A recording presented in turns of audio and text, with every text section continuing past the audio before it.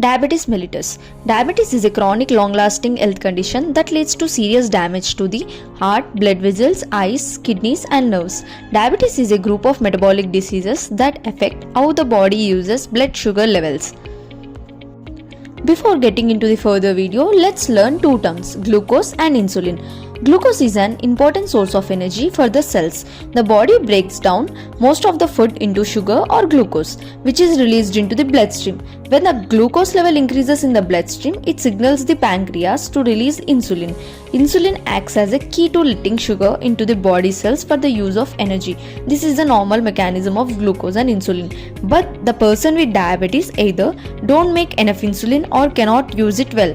When there isn't enough insulin or cells stop responding to insulin, too much sugar stays in the bloodstream and over time causes serious health problems like heart diseases, vision loss, kidney diseases, etc. Chronic diabetes condition include type 1 diabetes. It is caused by an autoimmune reaction. The body stops making insulin. 5 to 10% people are affected by type 1 diabetes. You will need to take insulin every day to survive. Type 2 diabetes. It is caused by insulin resistance. The body doesn't use insulin well.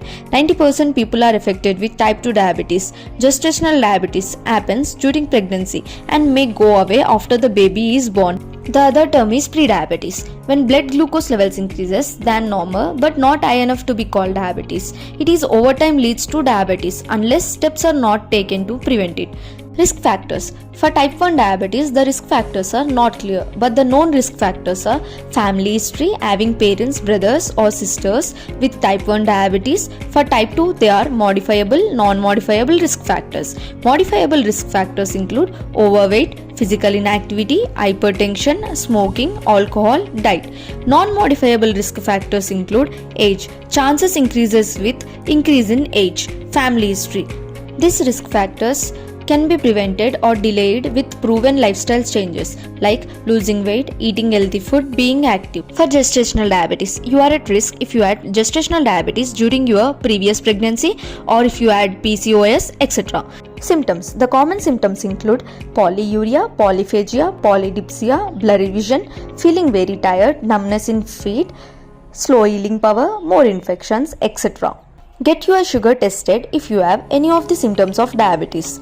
The diagnostic tests include HbA1c, which measures blood glucose levels over the past 2 to 3 months. Glucose tolerance test. This measures your blood glucose levels before and after you drink a liquid that contains glucose. Fasting blood glucose test. This measures your blood sugar after an overnight fast not eating anything. Random blood glucose levels. This measures blood sugar at the time you are tested. You can take this test anytime. The other tests include postprandial plasma glucose, etc. Treatment for diabetes mellitus. Pharmacological approach, non-pharmacological approach. Pharmacological approach includes medications, insulin therapy for type 1 diabetes and oral anti-hyperglycemic drugs for type 2 diabetes to enhance insulin secretion, example glimepiride, and overcome insulin resistance, example metformin. Non-pharmacological approach. Lifestyle changes are often advised for people at higher risk of diabetes and those who are newly diagnosed with type 2 to help manage their diabetes. Diabetes management requires awareness. Know what makes your blood sugar levels rise and fall and how to control these day-to-day factors. The recommended lifestyle interventions include diet. If you have diabetes, you need to know how food affect your blood sugar levels. It's not only the type of food you eat, but also how much you eat and the combination of food types you eat. Example, learn about carbohydrate counting and portion size. Carbohydrates often have the biggest impact on your blood sugar levels. For people taking mealtime insulin, it's important to know the amount of carbohydrates in your food so you get the proper insulin dose.